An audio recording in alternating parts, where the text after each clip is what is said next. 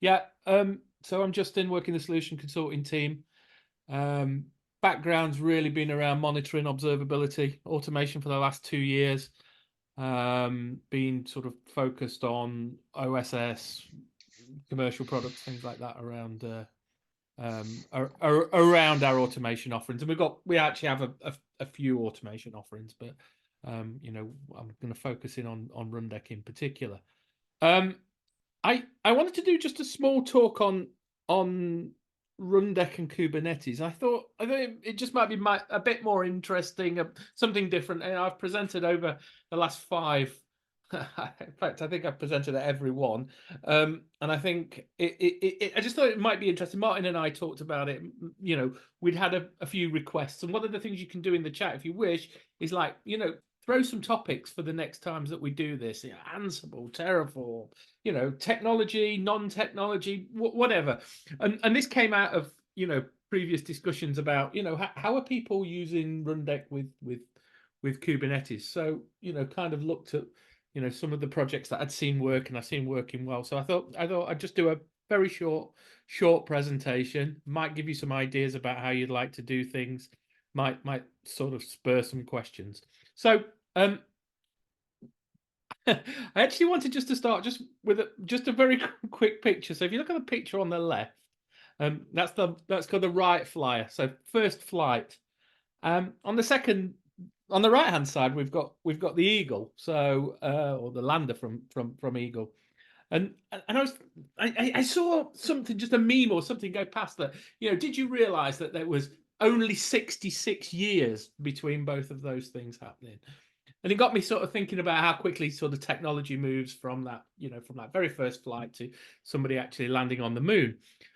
So when I was thinking about Kubernetes, it's like, well, how quick is this sort of evolving? And, I've been involved with it sort of 10 years now, right? It's been around 10 years. So it's by no means a nascent product. This is something that's been going on. But in those 10 years, it's gone from this is Eric Brewer, who was the VP of infrastructure for Google, announcing Kubernetes at DockerCon in 2014. So that was the first announcement. It'd been around for a couple of years before that. They called it Borg, and they did some neat things around it. But this was really the real CNCF Kubernetes kind of announcement. Through to 2021, there's a company called Hypergiant, and we actually know some companies also, right, Martin, who are actually putting Kubernetes in space, into satellites, Department of Defense, those kind of things also. So again, I was kind of just thinking about this kind of like this pace of sort of acceleration from those sort of 66 years between flight to something as a piece of technology that's just grown exponentially. And I was asked a question this morning. Martin and I talked about it. How many enterprises are actually using Kubernetes? And it's over 50%. So not sure really what the definition of enterprise is, but we know when we talk to a lot of customers, Kubernetes will come up in some shape or form, either where people are shifting workloads from traditional monolithic applications and they're modernizing the stack, for example, through to we're building something new. We want to have a resilient, self-healing kind of platform. We want a platform that we can use just for more than one application. It's going to have multiple uses, and something that is generally going to wrap this quite nice framework around sort of containerized workloads. And my kind of thinking was, well,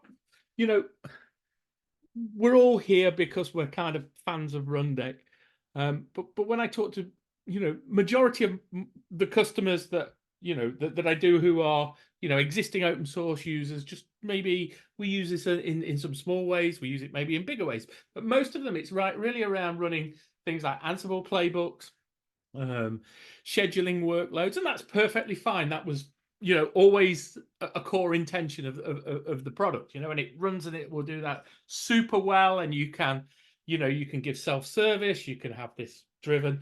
But I also thought we shouldn't, sort of forget that, Rundeck can actually be used for all these additional use cases. We heard one today around, around ETL. We've heard one from Mick around, remediation of that. So you've already got this in place. You've already got a service that's actually running. Why not use it for for other things. Go talk to your other teams and see about this. So, and also, I have some interesting conversations with, kind of VPs of engineering, CTOs, things like that, when they say, well, no, we've got Kubernetes. We do not need healing. We do not need self-healing. It's all built in. I totally agree. You kill a workload in Kubernetes, and magically, because it's defined, it springs back into life, and you have, bingo, everything's up and running. But actually, the real world's not like that. We can still see problems where containers get, in a state where they can't be restarted, or maybe something goes wrong with the Kubernetes subsystem, and all of that is a great sort of thought for something like Rundeck to be able to watch the environment also. So that was why I kind of sort of joked about who's watching the watcher. And also, as we talk about Rundeck and Kubernetes, there was the two aspects: Rundeck for Kubernetes, for doing sort of Kubernetes typical tasks, and then Rundeck on Kubernetes, so you can actually run Rundeck on there as well. I was going to talk a little about any limitations and caveats. I was also going to give you a quick demo, so I'm going to skip through fairly quickly on some of this. So one of the things that is quite common and something I recommend doing is grabbing the plugin from our plugin store, from our repository on Git. We'll send these slides out, so you got the links. I won't expect anybody to remember that. The plugins that are community driven are based on Python, so you're going to need to have Python installed, and you're going to need to install the Kubernetes module with something like pip. I prefer Python 3, but it will run on earlier versions if you like. So they're going to be the prerequisites for getting that installed, so you can install from that zip file, and you instantly have this set of job steps that you can use. And I think I talk about this being broken into two areas, right? We've got the node source, which allows me to dynamically collect pods live in real time from my Kubernetes environment. So I can collect all my containerized workloads that are sitting in there, or maybe for doing activity against them if I want. And then step plugins, which are things that I would build into my job workflow. And you can see we've got quite a few there. I didn't count them, but they're around things like deployments, around things like being able to create services, stateful sets, waiting for them to complete, running jobs. Because I mean, quite often when I talk about Kubernetes, somebody will say, "Oh, we already run jobs. We run them in Kubernetes." But again, you can still use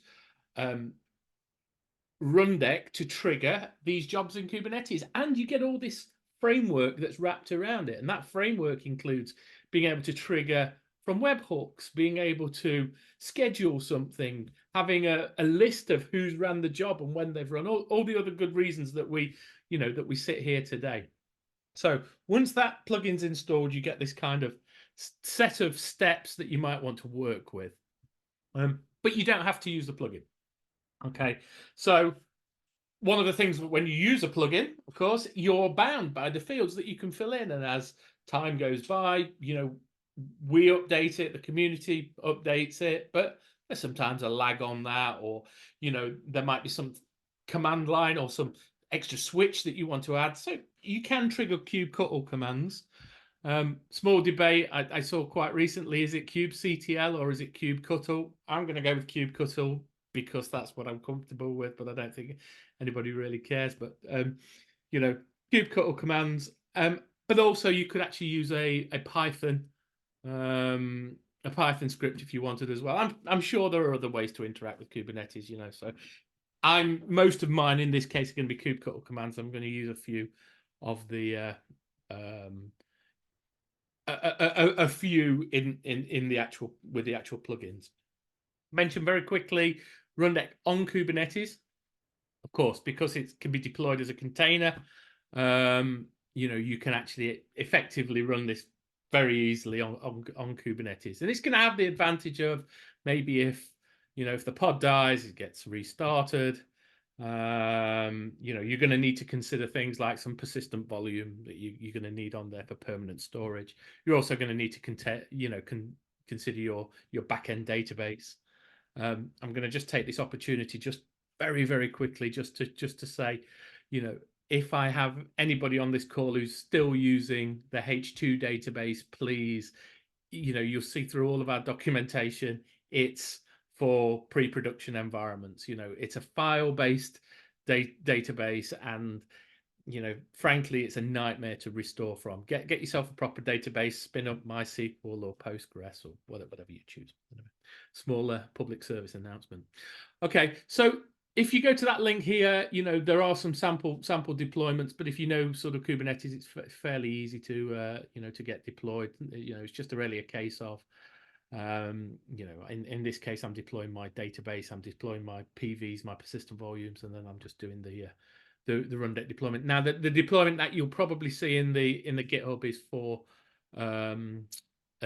for our commercial version, but you can modify it to run anyway. I do have customers that do this. Limitations that exist around OSS, you can really only have one pod per database. I know people have tried and work around it and things like that, but it really is an OSS limitation that you can only have one node that connects to the database.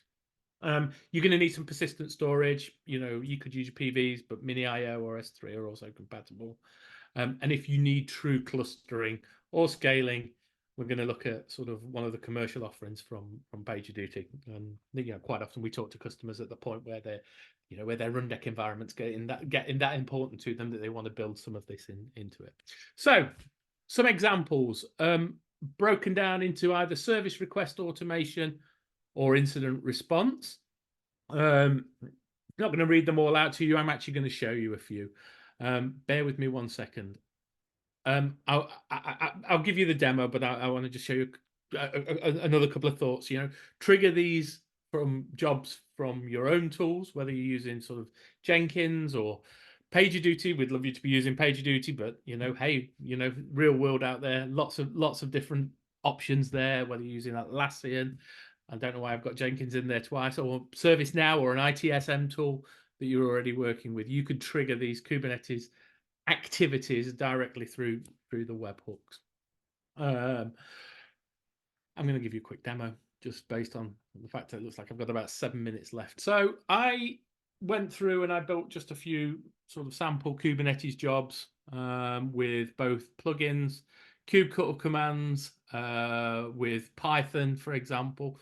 So I'm going to put all of these up for if you wanted to download them and have a play yourself. But quick example, I'm going to log in. Okay, I'm going to run an application deployment, wait for its completion. Nice and simple. Nginx, namespace is going to be called Meetup, and there's my example service. So, you know, I can easily hand these tasks to other members of my team to, you know, like it was said about, you know, being able to hand off these kettle scripts to other people, you know, so they've got the access to the environment without having to have deep knowledge. You know, we can start to build these kind of, you know, these self-service kind of scenarios. So create the namespace, I'm deploying with one of our plugins, and then I'm waiting for that deployment to actually complete. Okay, nice and simple. I'm going to just show you that quickly. I'll just show you what I've done with this. So I used a kubectl command to create the namespace, and then I've used our plugins to actually do the deployment. So there's an example plugin. So, you know, again, it's parameterizing those commands. It's giving you some UI that you can work with. And also I can wrap up the security if I wanted to. So I'm using the Kubernetes config file, okay? But equally, I could put a URL in and a token that I'm storing securely in my key store. This is really going to mean that, you know, I can wrap up that security and I don't have to have, you know, I don't have to have certificates or access actually lying around. Maybe a couple of other things because they're, yeah, just because they're fun, to be honest. I've got a health check. This is my Kubernetes health check of my environment. Just a small bash script. Get health of my kube system namespace. So my control plane, for example. Everything's looking green there. I could quite easily pipe that to maybe to a Slack environment if I wanted to do that. I could have that running scheduled. I could have it running on demand as a result of another event that came through. Remediation. So something's gone wrong. I'm going to deploy to my namespace called Travel Duty here. So I'm actually going to deploy my pride and joy, which is basically a pod that I've submitted to Docker Hub that crashes, that I use for my testing. So same sort of thing, deploy a front end, deploy the back end, check for failed pods. Actually, it says failed pods detected. Try to fix them by attempting a remediation.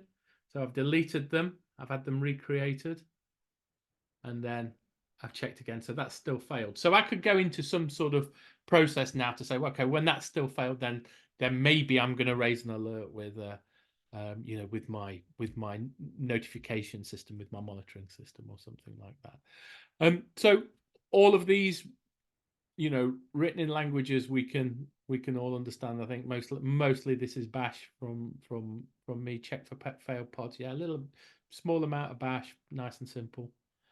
Try to fix, go through that list, and then just basically delete them so they restart again.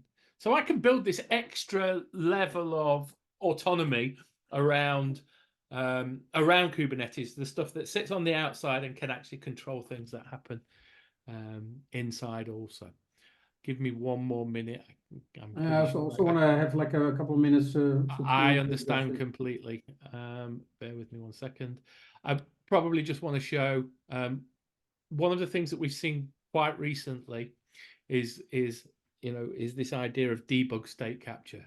So because we all tend to run workloads quite light in Kubernetes, you know, we want our containers really to contain just the core components for my applications to run. So I don't want any, you know, sort of any bloat around that. One of the things that you can do now is have this concept of ephemeral containers, where when the problem occurs, for example, you spin up a tooling container, sits in the same namespace, and you can get information back, like, you know, like in this case, a Java thread dump, for example. It just enables me to actually effectively support this environment to the same way that I used to be able to do it, you know, on my on my monolithic or my service-oriented, you know, environment. So yeah, there's tons of things I can talk about on there. I'll send the jobs out. You can have access to them, have a play with them. But you know, the idea of having Rundeck in Kubernetes or on Kubernetes is something that's certainly only going to grow for us over time. Any questions? So I'm conscious of the time. Sorry, I've run over slightly, Martin. We also wanted you all to be aware that PagerDuty has a university where you can get in for a free course. So Ken will send you the deck so you can see the link, or maybe, oh, thank you for putting it in the chat already, etc. But yeah, please take a look at that as well. And then, yeah, maybe a final minute, half a minute to wait. Any remarks? So then, everybody, thank you all. Alexander, over to you. You can close the call. Yeah, thank you, everyone. This is also my first meetup. So I have some cool links that I dropped in the chat for you. I'm a community manager. I didn't have the time to introduce myself, but I'll make sure to send all these links over to you in the thank you email. Thank you for being here. Hope to see you all next time. And you have a quick survey popping up in your screen after we finish this meeting. So you can also suggest some cool topics for the next meetups. Thank you, everyone. Thank you, too. Thank you.